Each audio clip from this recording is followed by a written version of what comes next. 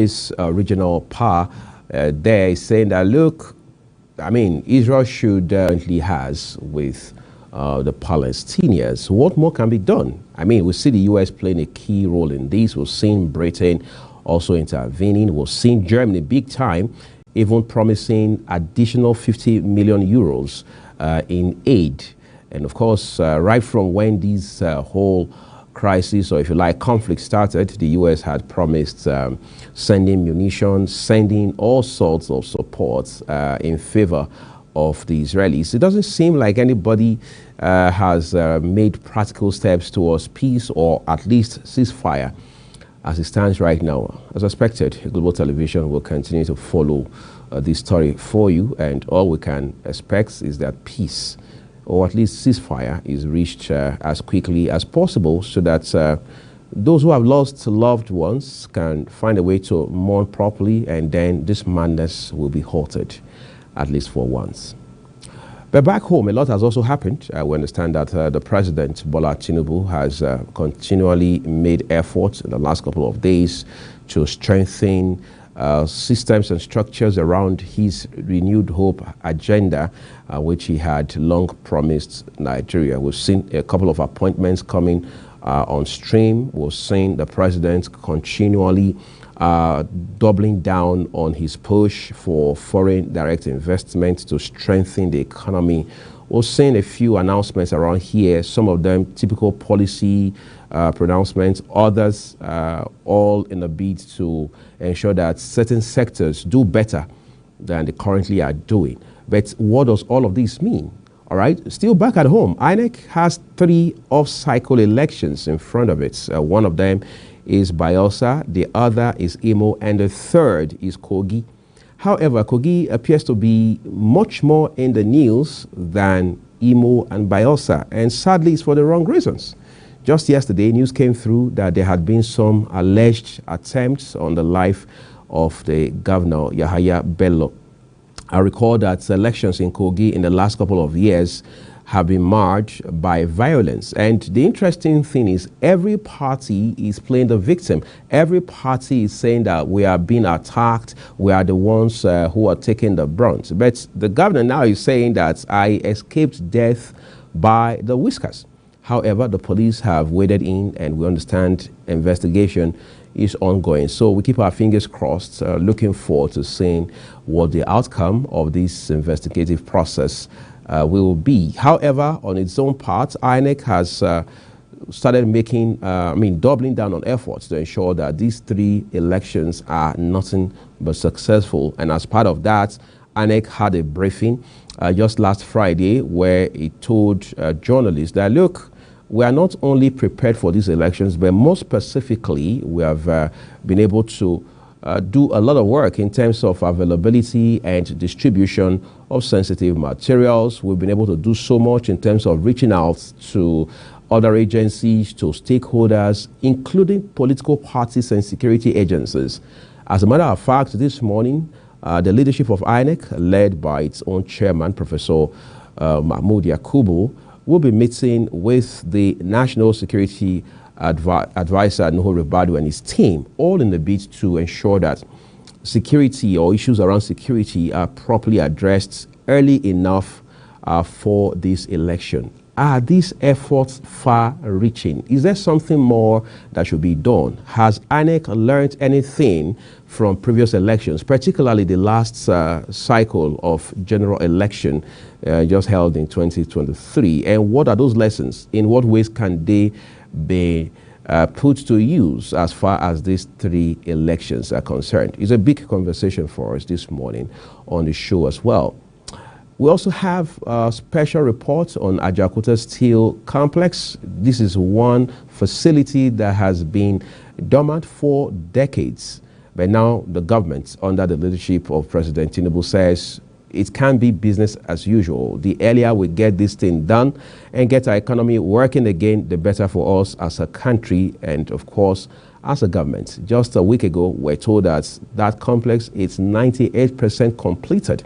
And government now says that when it's all said and done, it has the potentiality and capacity to hire 500,000 Nigerians. How feasible is this? What are the challenges on the road to achieving this lofty goal? We'll also find out on the show this morning. In the meantime, we're taking a quick break. When we return, we'll look at the papers for you.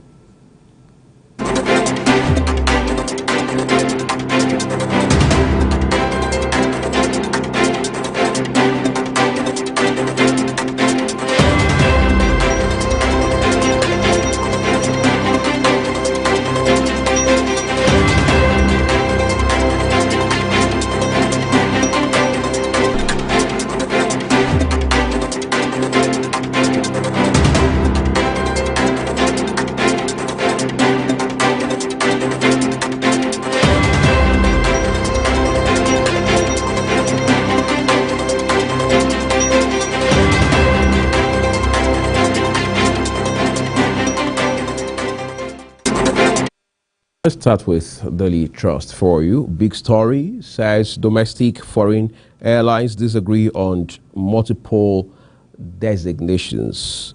Are businesses at risk? Indigenous carriers, go and build your capacity. Foreign airlines, what bilateral air service agreement says. Burning Gwari villagers raise alarm over Ansaru militants' presence. Kano Dutse emirs seek government support for farmers. Ordering contractors back to site without payment wrong, Uriwa tells FG. Pandora's box, evidence of how Bello Matawale blew billions in cargo airports and for our government. These are all stories on this day newspaper. Daily Trust, I should say, this morning. But we have Leadership newspaper as well. Leadership newspaper, it says, despite subsidy removal, oil revenue drops by 1.01 trillion naira in July. Anxiety as Supreme Court rules on articles motion today. 3 months after student loans came yet to take off. What's the reason? Why are we experiencing this delay? You can find details on page 4 of the Leadership newspaper. Israel issues fresh Gaza evacuation warning. Why? After the first one that put that region under pressure, a region of over 1 million human beings. What exactly can be done to check this? What's more damage? How much more damage could be done in light of this new evacuation order issued by Israel? Of course, you can read that up on page 6 of the Leadership newspaper. There's no assassination attempts on me, says Governor Bello. So who is saying what and who is saying the truth? Again, that's on page 6 of the Leadership newspaper. Recall yesterday, news was all over that the governor had narrowly escaped death. In fact, we're told that the police are now investigating, but here Leadership is reporting that the governor himself says, there was never an attempt on my life. As they say, you can't be more, you can't cry more than the bereaved. Others will say you can't be more Catholic than the Pope. But we'll wait to see exactly what the position of this is. 5 burned to ashes in fuel tanker accidents in Kwara. Quite an unfortunate accident there. Enrollment drops in Unity schools over high fees on page 13 of the Leadership newspaper. On that note, we turn to the Punch newspaper for you. Front page, big story. 3-year blueprints. FG plans 26 trillion naira borrowing, 29 trillion naira for debt servicing. Debt servicing to exceed capital budget spending by 7.69 trillion naira amid slow economy. High debt servicing costs creating potential fiscal risks. Government laments. Above the nameplates of the Punch newspaper is a picture of CBN Governor Dr. Cardoso. Naira slums further exchanges at 1,190 naira. Fuel hits 685 naira per litre in North. Why is it different in the northern part of the country than in the south? Well, we wait to see. In the meantime, you can read it up on page 31 of the Punch newspaper. Still above the nameplate of the Punch is a headline with the picture of Governor of Kogi State. Yahaya Bello. Says assassination, police probe alleged attempts on Bello. 5 die, 15 injured in Lagos-Ibadan highway crash. 5 die, 15 injured in Lagos-Ibadan highway crash.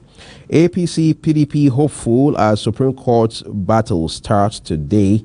France mourn Nigeria medical student killed in Philippines. Allegedly, he was killed by a Chinese in the Philippines, a Nigerian medical students there.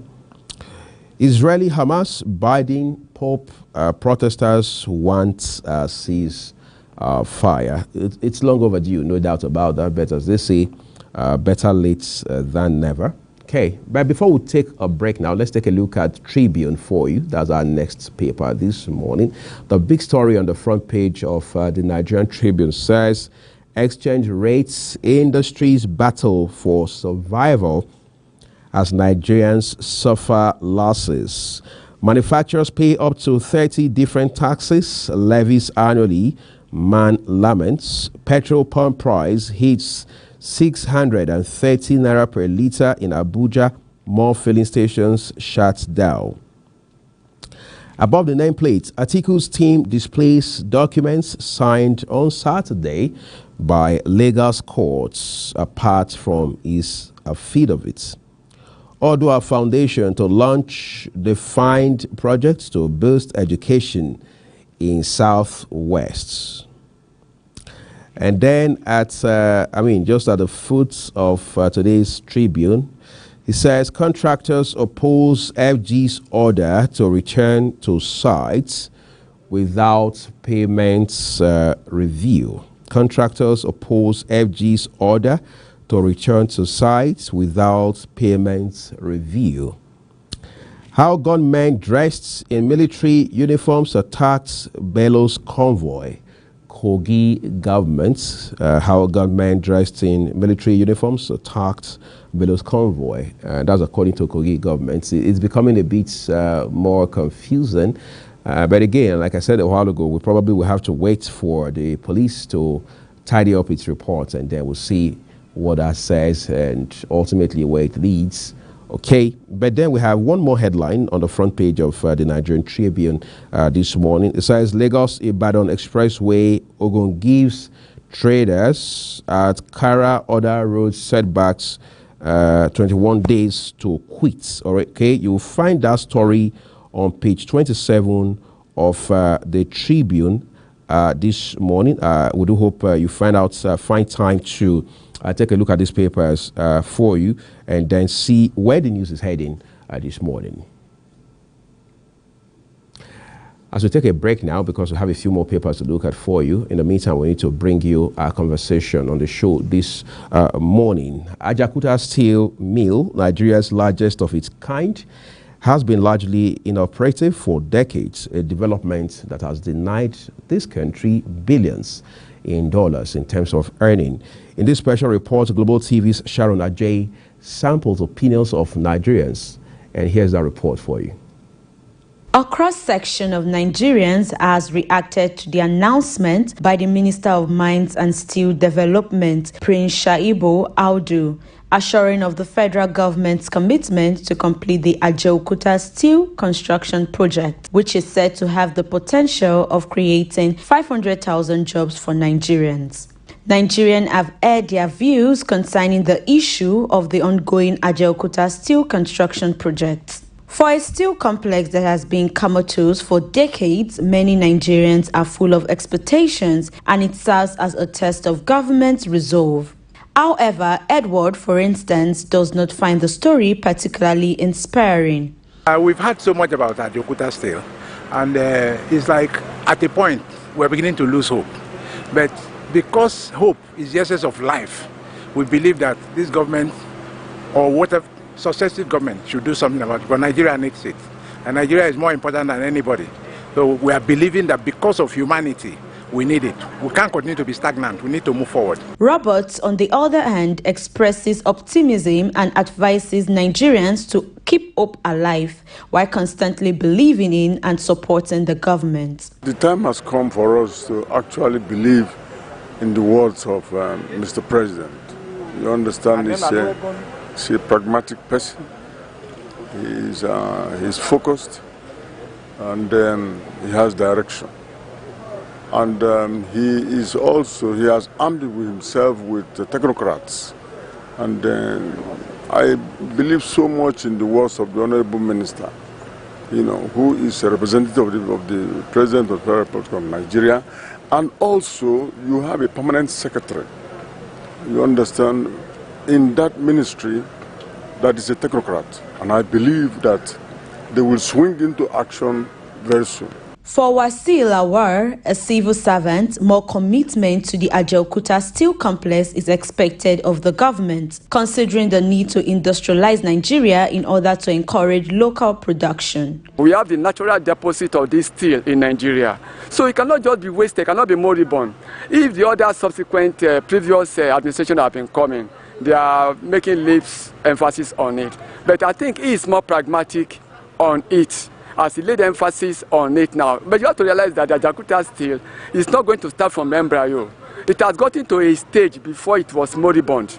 So now what he's going to do now is to resuscitate it. So by resuscitating it, all the manpower needed, the capacity and capability needed, he knows them. Just to ask them to come back. And once it is top on his agenda, so if it's top of on his agenda, it's going to lay emphasis on it, and the thing will be prosecuted. Sharon Ajay reporting for Global TV News.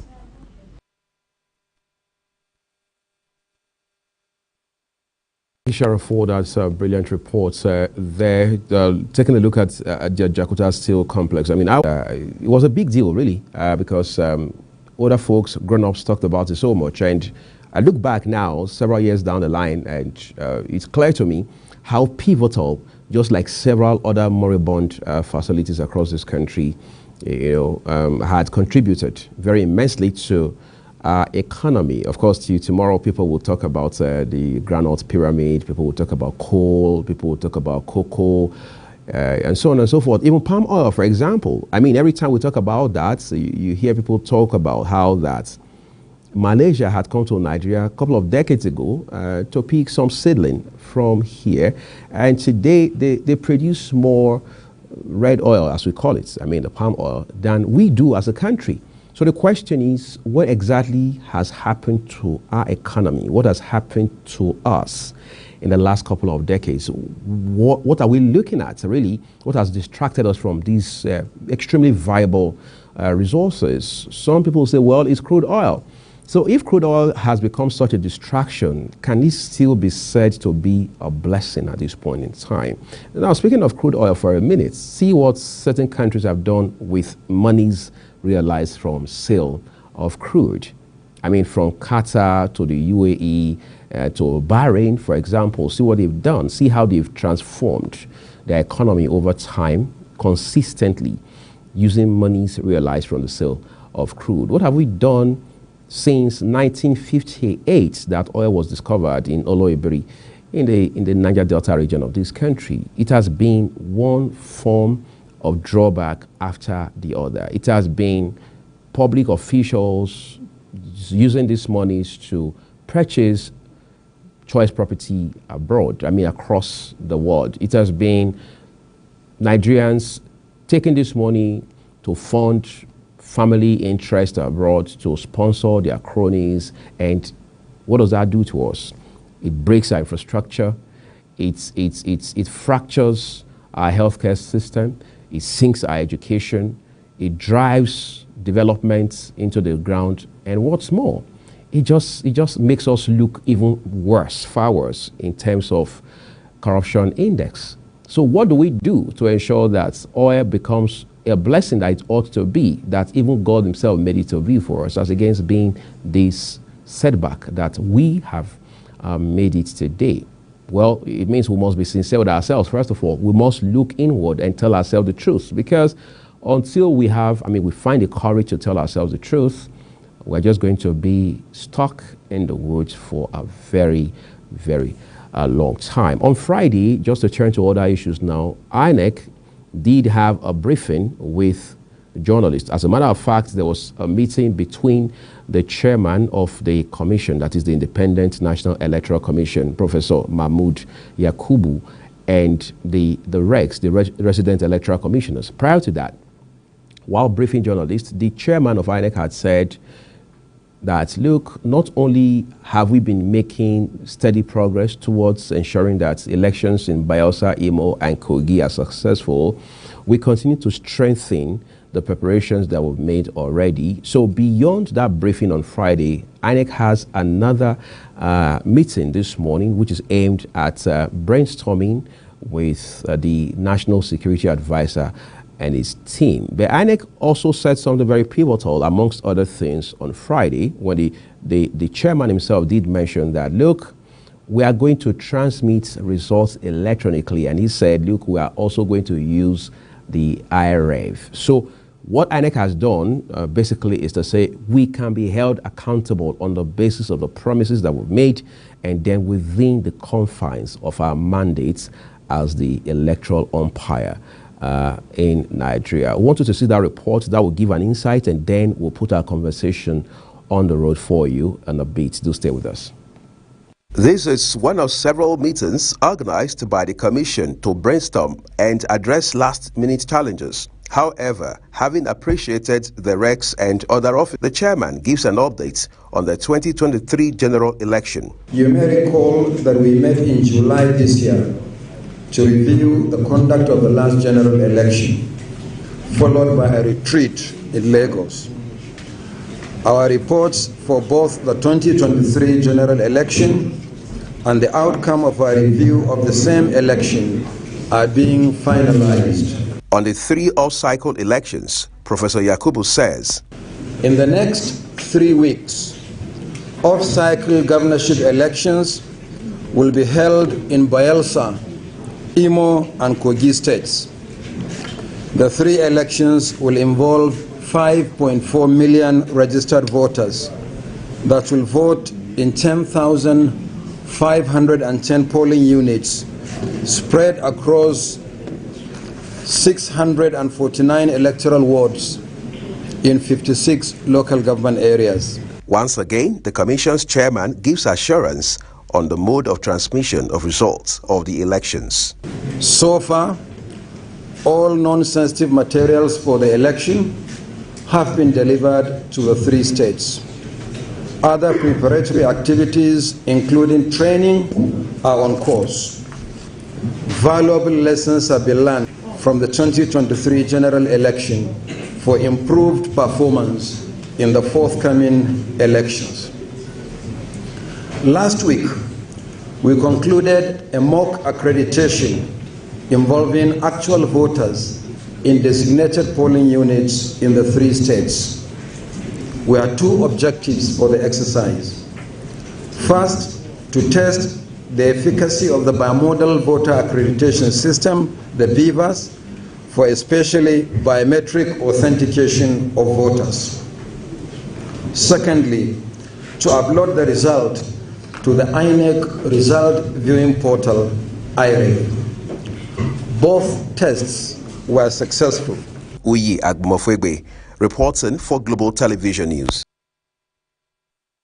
So there you have it, INEC chairman setting the record straight and giving some insight into what these 3 off-cycle elections in Bayelsa, Imo, and Kogi will look like. But there have been controversies surrounding the last election, the general election, whether it was the National Assembly, the State Houses of Assembly, governorship, and even presidency, particularly from the standpoint of INEC. Of course, INEC is never ever going to get away with, going to be insulated from criticisms and controversies, no matter how the commission tries to.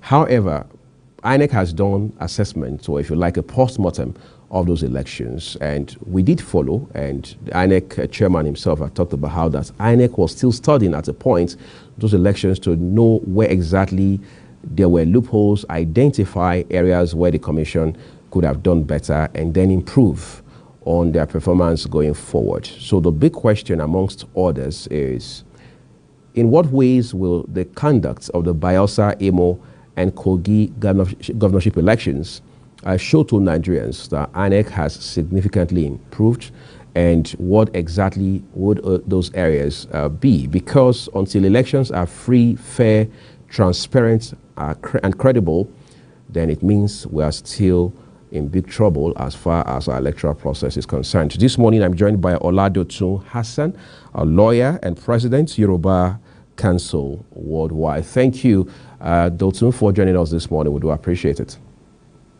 Yes, good morning. It's a pleasure to be on your program this morning. I'm highly honored.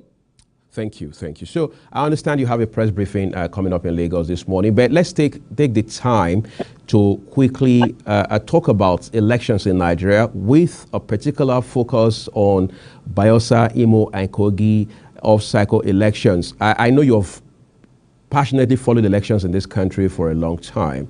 Kogi in particular always has elections that are marred by violence. Of course, there are always pockets of violence with our elections overall.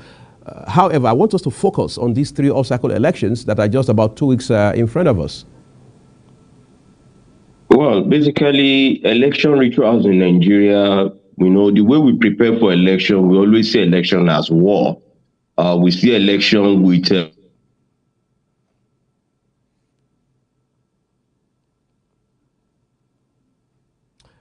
to appear we lost as a first pre-planned target in terms of what is required. Once we say it's an institution, especially with the way the INEC will always come as it preparing for election, it's like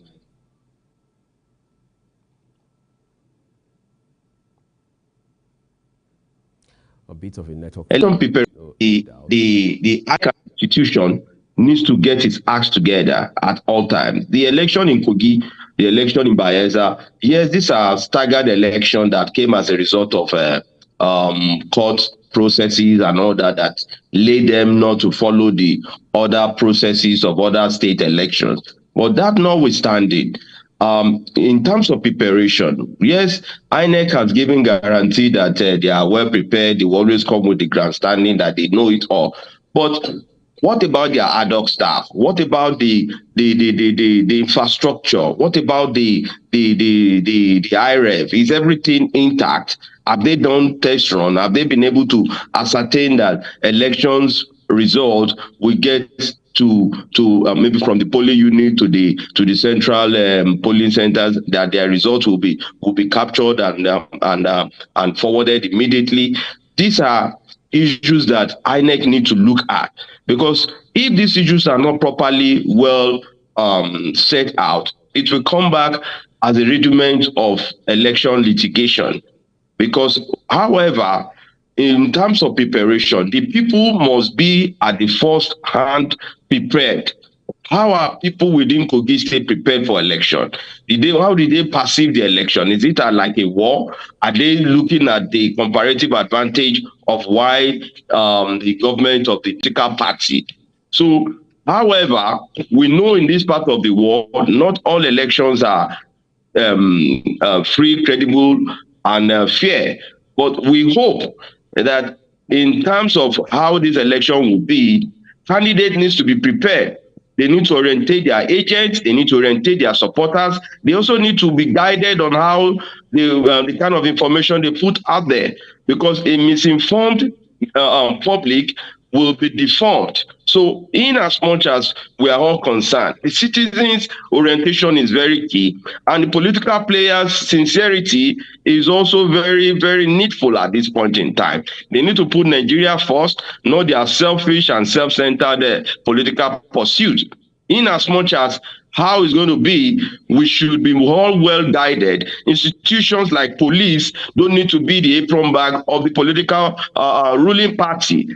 These are issues that affect election. When police are not sincere and neutral, when other law enforcement agencies are not sincere or neutral, these are times the election monitoring groups also need to come alive. Not until election day. We want to know the real information at every polling unit. Then let's begin to guide ourselves as we move ahead beyond this election as we prepare for other activities of the country. On Friday, when the chairman of INEC, Professor Mahmood Yakubu, briefed journalists, he did mention very specifically that results from these 3 off-cycle, or as you called it, staggered elections, would be transmitted electronically. He mentioned in particular IREV. We had seen in recent past where, for whatever reason, results in some cases were not transmitted electronically.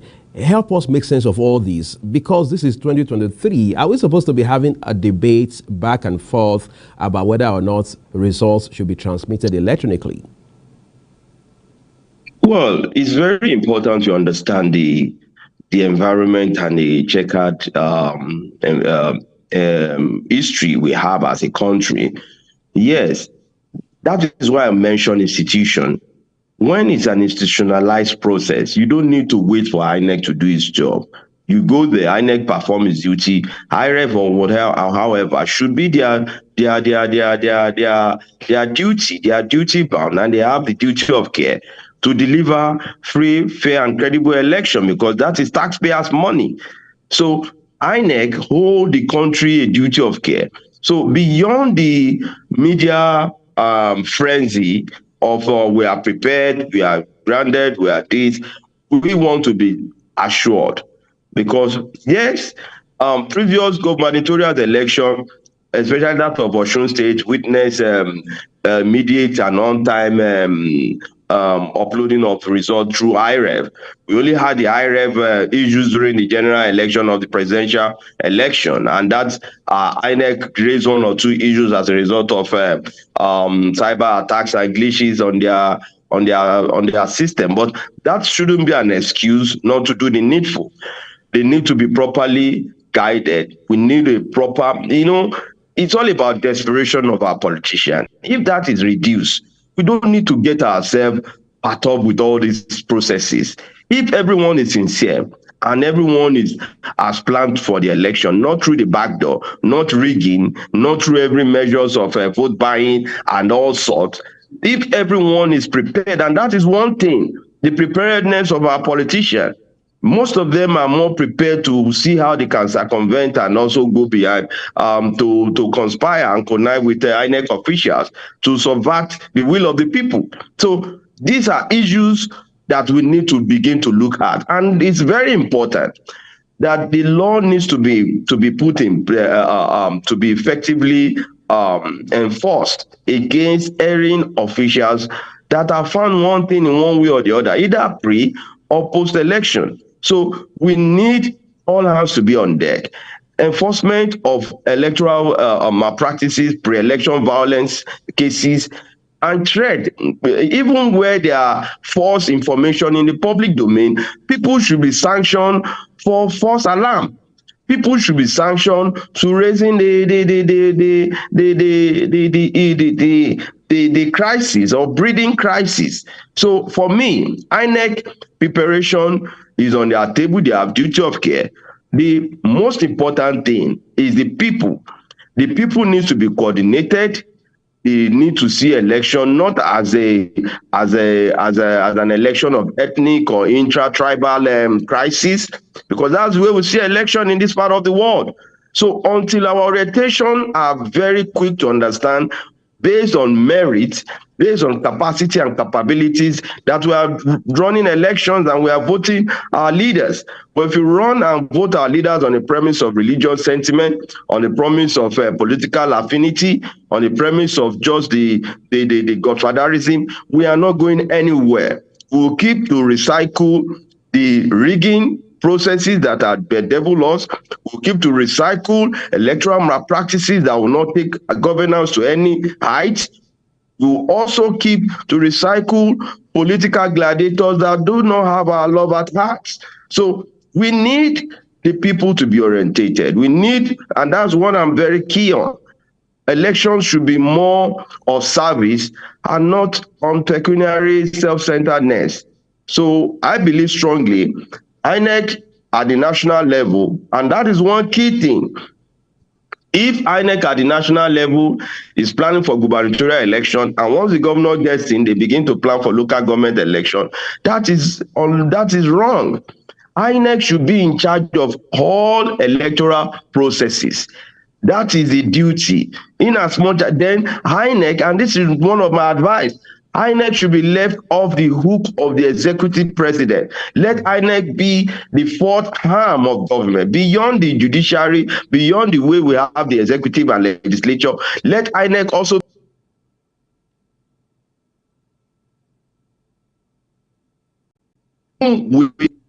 there is a process of ascension to becoming the chairman, not just anybody from anywhere you just bring and become the INEC chairman without due process of that institution. So these are fault lines that year in, year out affect our elections, and we must deal with it if we must move forward. This is your last call, Hassan. I must say, would naturally require us to take another look at the law, I mean the Constitution. If you say, like other lawyers, other public affairs analysts have said, look, we can't have a situation where a governor should appoint or should be appointing the person to midwife local government elections. It should be within the purview of the Independent National Electoral Commission. Isn't that a tall order for us as a country, given where we are today with our electoral process? It's all about the willpower. It's all about the commitment to service and patriotic zeal. No nation exists without planning. We as a people will always believe that manna must fall from heaven. Our elections must be an Eldorado. No, we must set out. We need to understand that this is black man world. This is Africa. We are not in white man's world, whereby people just do things in a number. I'm not saying they don't have their issues, but in terms of credibility and citizens' participation and sincerity to patriotic zeal of nationhood, we don't have it here. Our people are bedeviled with a lot of crisis. Poverty is there.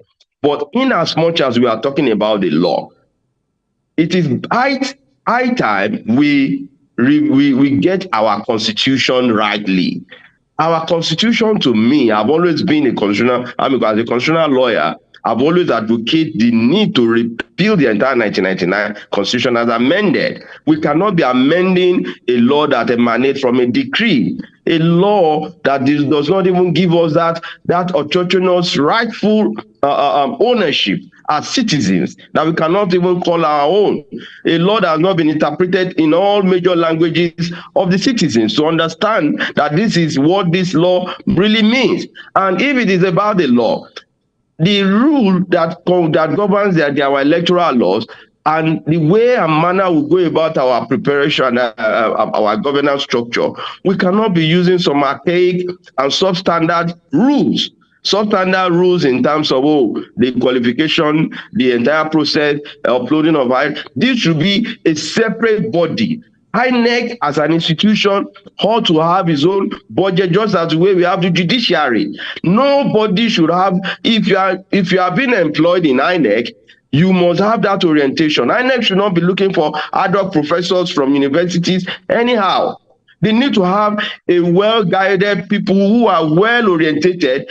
The only thing they must need, if we have electronic means of voting, and we are now well updated as a country, digitalized, then we can now reduce a high concentration of manpower in dealing with electoral infrastructural deficiencies that is affecting us. But there is a whole lot that is needed. The very fundamental thing is the willpower, which is mostly lacking in us. We must tell ourselves the truth. Not that we don't have good INEC chairman or INEC professors, but the entire process will always leave the other party at the helm of suspicion. So if I am the president and I appoint a sitting INEC person or the electoral coordinators across the governing board of INEC, why would a president be appointing INEC officials? Nothing. That will impute the seat. It will inflammate the entire structure and fabrics of democracy. to suspicion, and it easily can dampen our democracy and can really lead to breakdown of law and order. It's because we are submissive to ourselves and we endure all these excesses some way, somehow, in some states. But beyond what we know, if democracy must thrive, it requires us as citizens orientation, not citizens that are broken down into religious mushroom groups or ethnic bigotry, no, citizens that are battered with a lot of ill-informed and ill-advised views. No, but when citizens are well-orientated about governance, and we go to church, we talk about governance. You go to mosque, you talk about governance. You go to school, you talk about governance. And in all spaces, we talk about governance. And we put the country first. Definitely, that requires, and that will all make all of us to be collectively responsible to the development of the country. But in this climate, there is a need for our leaders, our elected leaders across board, from councillors to the president, to have a further orientation of how to manage a well and advanced democratic state. And we cannot continue to be a third world country. Let us think on how we get to the next level so that we can match the expectation of the Committee of Nations as a country. I have just one more question for you before we're done with this discussion. Over time, I mean, since 1999 till date, it has become, if you like, a traditional practice for election matters to end up in courts. In fact, someone wrote an article a few months ago saying that we now have, as a country, more election outcomes decided by courts than announced by INEC. Is that something we should feel comfortable with, or is something that should give us real concern? Well, let me let you understand. It's not that the elections are determined by courts. Pre-election processes like this will amount to giving the decision of the court a better perspective of what ought to be. And courts are not Father Christmas. It is on the issue and premise of what you present before the court that their rule of law, their rule that guides the electoral processes. If you violate any of the rules, either via your nomination from your political party, if you are not properly nominated by the political party, you are disqualified. If you don't have the required competence and credentials, you are disqualified. If you fault, you are disqualified. So a lot of other things comes in and crept in that candidates adduce against each other before the court, whereby they are overvoting. We have seen scenarios of overvoting. It's just for you to minus the accredited voters from each polling. That is what our politicians don't know. We are now in a digitalized world. You cannot just dump and begin to dump and print your ballot boxes just the way we usually have before. So because of lack of credible mindset of our politicians, the court is not a bandwagon of determining all junks. No. The court is a procedure, and their procedure, and procedure is a procedural space where people bring in their facts before the judge. Everyone argue their facts. If you don't have anything to substantiate your winning, you are gone. So we cannot begin to fan embers of disunity on the premise of claiming that the judges are bad. I can read on some social media now this mob of attack against our judiciary, and I also read one of the spokesman of Atiku Abubakar, Timi Frank, advising the Supreme Court judges. Is prejudicing the court. You are telling them, oh, they should not decide in favor of the other party, meaning they must decide in your own favor. These are bad.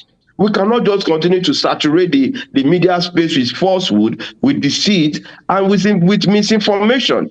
These are ingredients that can lead to a full-blown war, if not properly curtailed. And for me, it's an advice to our National Orientation Agency. We don't need to wait till election rituals before our citizens need to be orientated on the rudiments of what they should know and how they need to be guided on election matters and electoral processes. I thought I was not going to ask you this, but then I just have to back again to Kogi, even though we know Imo State has its own peculiarity with regards to violence, even long before this election in that state. Bayelsa, of course, has its own issues. We know of all of those. But in the case of Kogi, for instance, just yesterday, news came through that the governor, Yahaya Bello, had narrowly escaped death. And this morning, Leadership newspaper is particularly reporting the governor saying that, well, he was never attacked. Meanwhile, the government house reported that the governor narrowly escaped death. And then you find other political parties also speaking up about violence against them. So everybody seems to be playing the victim in their states. However, the bottom line here is how that violence characterizes our electoral process. Can we also blame that on INEC?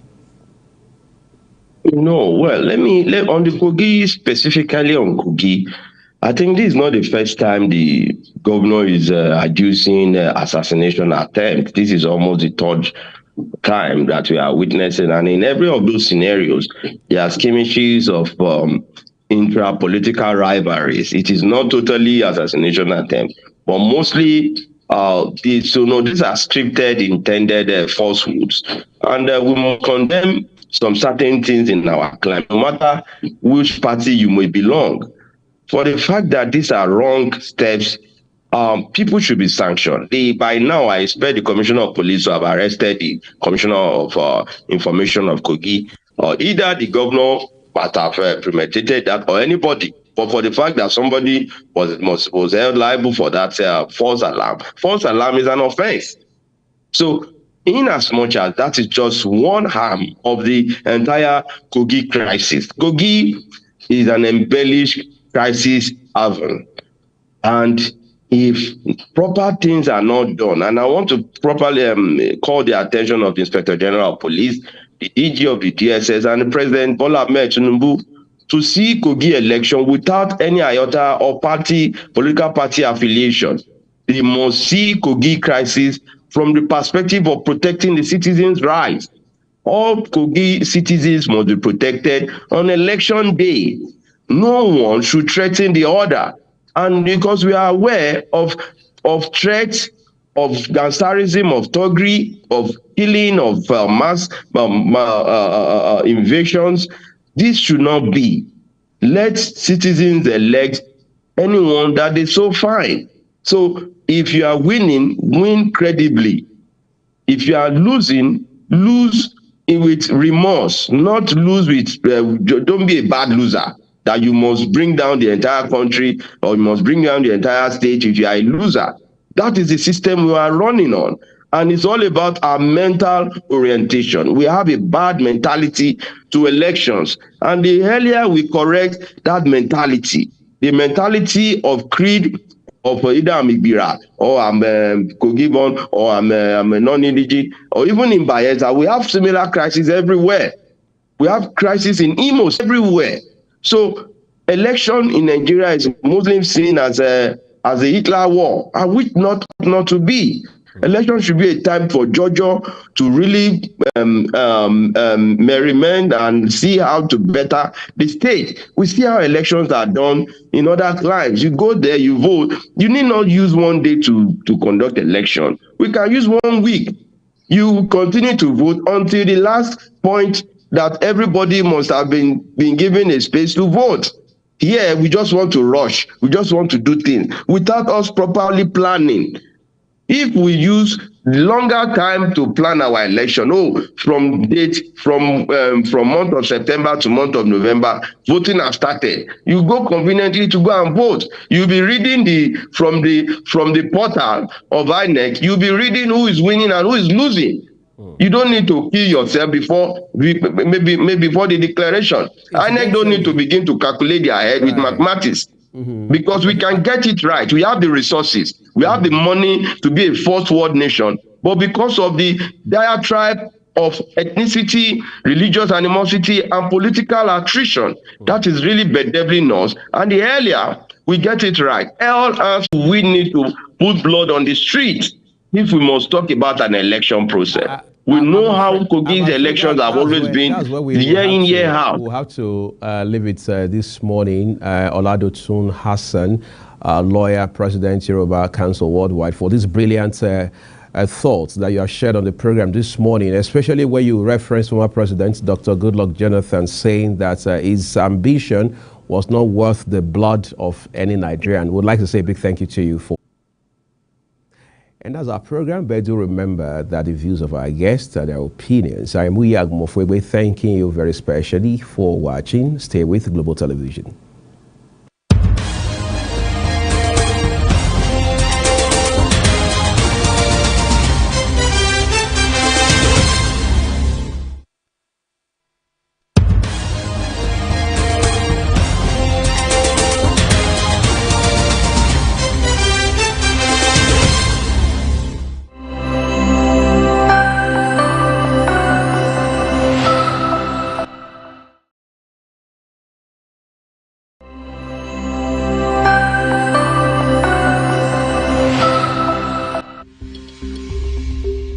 For more than a year, myself and an Africa Eye team have investigated sexual harassment by UNILAG lecturers. We interviewed dozens of current and former students. We had eyes everywhere. To protect our sources and our undercover operatives, we designed these masks to disguise their identities when appearing on camera. We're taking a lot of risks shooting this film, and a lot of the ladies that we're going to be speaking to, they want their identities hidden, of course. These masks, I want it to represent strength. I want it to represent power. One name kept coming up in our research. A senior lecturer in UNILAG's Faculty of Arts, a former sub-dean, and the head pastor of a local branch of the Foursquare Gospel Church. His name is Dr. Boniface Igbeneghu. Fellowship of the Holy Spirit rest and abide with us now and forevermore. Amen. Several current and former students claim they had been abused or harassed by Dr. Boniface. Two of them agreed to speak to us on camera on the condition we hide their faces and their voices. He's a respected lecturer. He's risen to be one of the top guys in the department. And so he comes across as a father figure that wants to protect you and help you through your journey in school, while he has ulterior motives. He always seemed really friendly, but eventually, I could notice how vindictive he could be. Okay. He comes to you and tells you he's a pastor, so you don't even see the danger in him. So what kind of things will he do? He would tell you to come to his office. He would lock the door. Sometimes he would want to grope you. Sometimes he would want to dry hump you. He likes to pick on struggling students because he knows that they are very vulnerable and there is nothing they can do. I will try not to aggravate him because anything can happen. I will beg. I was usually kneeling down. I will just beg him and say, please sir, please sir. So, you're doing well, okay? You're doing so well. He doesn't have that power over you anymore. Do you want to support? Sorry. Sexual harassment is actually a naked abuse of power and betrayal of public trust. It cannot be consensual because the power relation is not balanced. Somebody has all the power. The other person has little or no power. UNILAG only published a robust sexual harassment policy in August 2019 after years of delays. It bans lecturers from a wide range of inappropriate behaviors, from making suggestive compliments to grooming to sexual contact. They are not supposed to be predators, hunting those young ladies or destroying their destinies. To expose Dr. Boniface, we needed someone smart. Someone who can convincingly pretend to be someone she is not. We call her Kemi. I'm an angry Nigerian, a woman who is angry about the level of sexual violence against women, especially in universities. It's something that has become so normalized. Imagine how insane that is. And I really wanted to do something about it. First approaching Dr. Boniface at his church, Kemi posed as a secondary school graduate, the daughter of a widowed mother who wanted admission to UNILAG to study in his department. She also pretended to be 17 years old, under the legal age of sexual consent in Lagos. 2 days after making contact, Dr. Boniface invited her to his UNILAG office for a tutorial.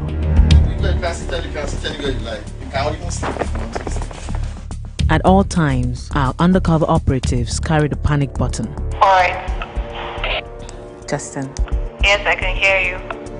If secretly activated, the rest of our team, who were hiding nearby, would be alerted and come to the rescue.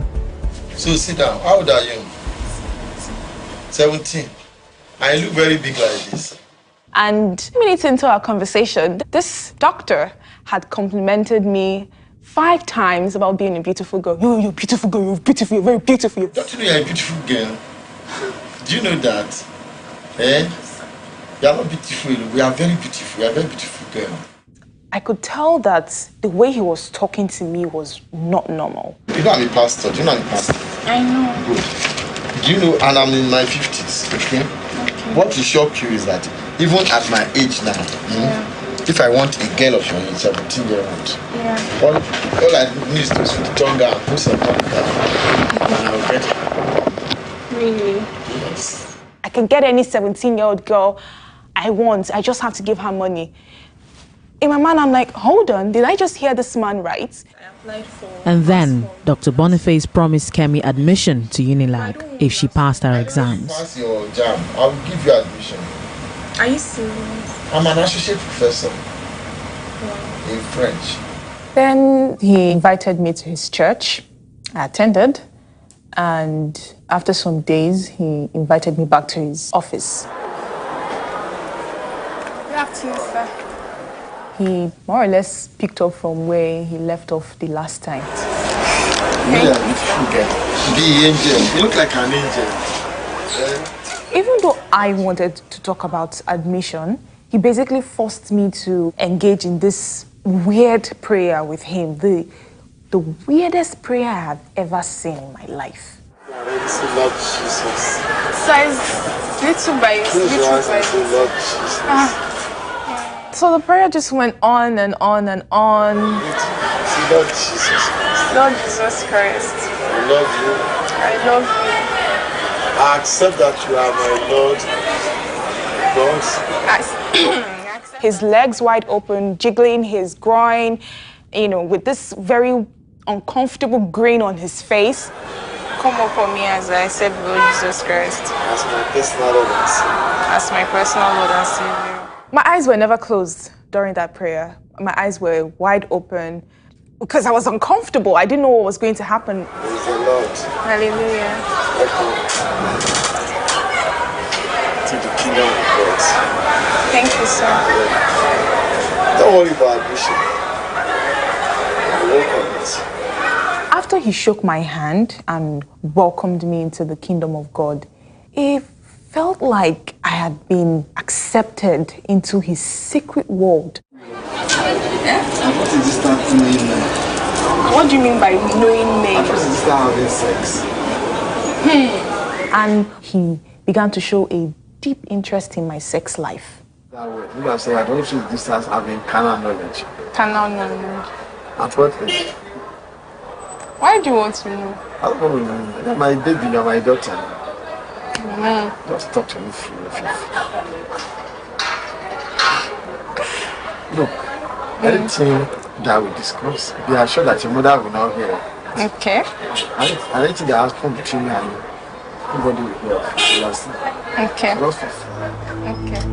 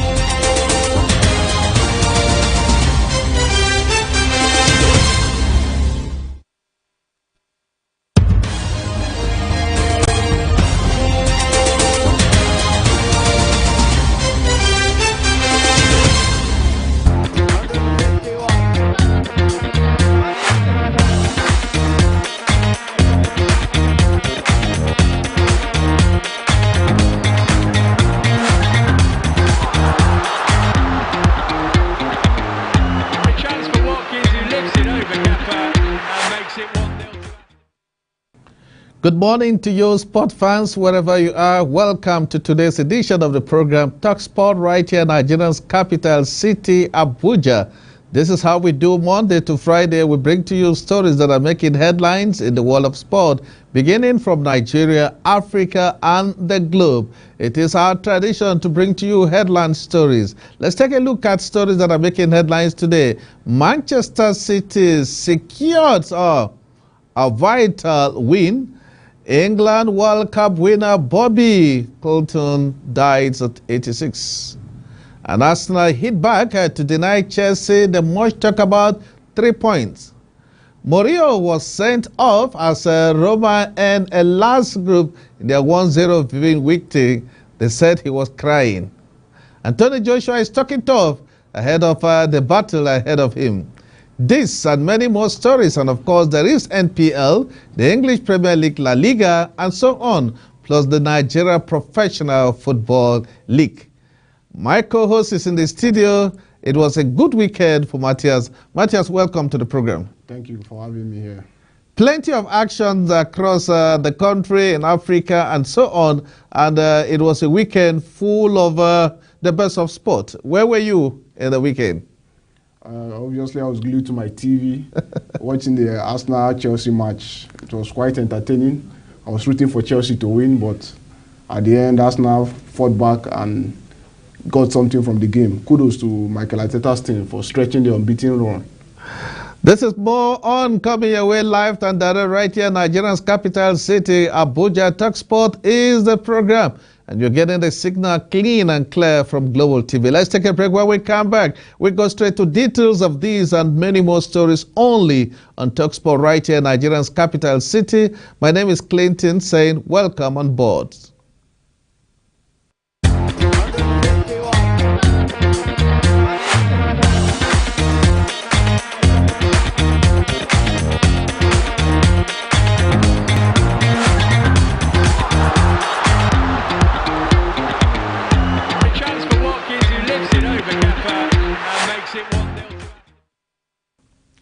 Glad to have you back. If you're just joining us, the program is Talk Sport, coming your way live and direct from Nigeria's capital city, Abuja. And I am Agbo Clinton Ayuga, joined by Matthias. Let's go with the stories that are making headlines in the world of sport. Jose Mourinho was sent off as Roma and their last grip 1-0 victory over Monza to move up to the 7th Serie A. Steven Charas scored a 90-minute winner at the Stadium Olimpico after Romelu Lukaku and, of course, Sander Amund both hit the post for the hosts.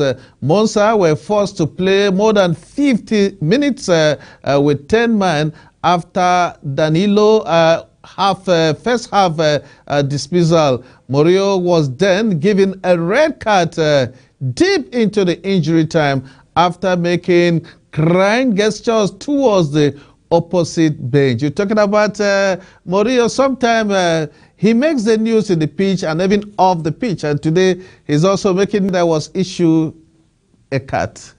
Yeah, that is classic Mourinho. You always expect that a little bit of drama from the special one. The special one. Because he said the special one for a reason. They always bring the drama. But the special one was that to mock the Mozart bench. He was just doing a crying gesture to mock the Mozart bench. So it's classic Mourinho. It's what you expect from him from a tense game that his team has to come from not come from behind but snatch the victory late into the tie. So it was an emotional one for him. And he's all, Mourinho, you always bring the drama to the pitch. So, yes. But there's one player that can even win the game in the pitch and even off the pitch. And this time around, he has been issued a cut. Victory saw Roma and Mazda 5-match unbeaten streak to move with 3 points. The leaders, Napoli, talking about where we have our own Victor. I do not know why I got the red card. That's Murillo still crying. I only made a gesture to the bench.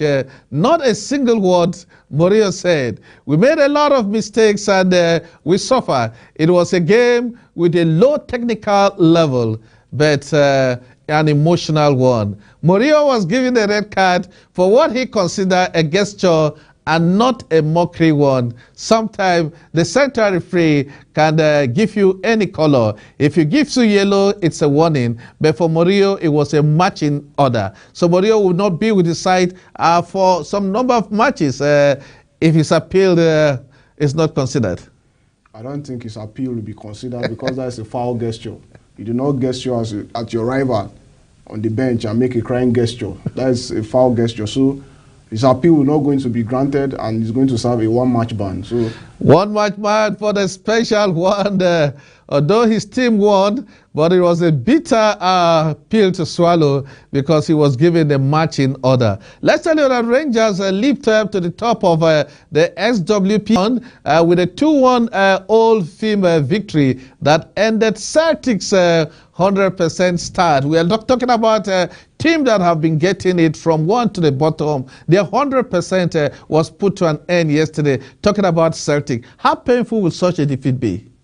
Celtic are always expected to top the Scottish League. So Rangers are always their arch rivals. So I get it that Rangers put up a good show against Celtic because it's a big game. It's a game that have a lot of bragging rights. So it's a game you expected Rangers to come with their A game because they won't want to lose to Celtic of all people. Like I told you, they are rivals. So it's good for the Scottish League. Celtic cannot run away with the league at the beginning of the season. So yes. And of course, it came to an end. So the 100% run into the ongoing league came to an end with a wonderful performance by one man. Talking about Rio Handy's late header winner completed the game in which Rangers were in their best performance, and that gave them the much talk about win. Rangers came back as they suppleted a Glasgow rival and moved a point clear after 11 games. Exwell, Albinian were also in action, but of course humiliated access by 8-1 and had trash Matterwell 5-1. 3 games, including Glasgow City versus Montrose, were postponed because of Storm Babbitt. All eyes were on at the stadium for the early Old Firm bag. Some matches there for you, but let's move away from that and come back and take a look at what is happening in other parts of the world. It's all about sport, and it's coming away live and direct from Nigeria's capital city, Abuja. Let's tell you that Vice Captain of Kenny Lewis will retire from England duty at the conclusion of the ongoing Rugby World Cup. The 34-year-old has played in 4 World Cups and 2 British and Irish Lions tour and won one of the only 5 Englishmen to be capped 100 times. He bet to finish on high with Coach Steve Blackwich's side, ending against South Africa in Saturday's semi-final. And this is what he said: "I think it is time. I have done 4 World Cup, so I am pretty happy with that," he said. "I have told my coaches England for so long." It flees, but I am proud of the journey I have been on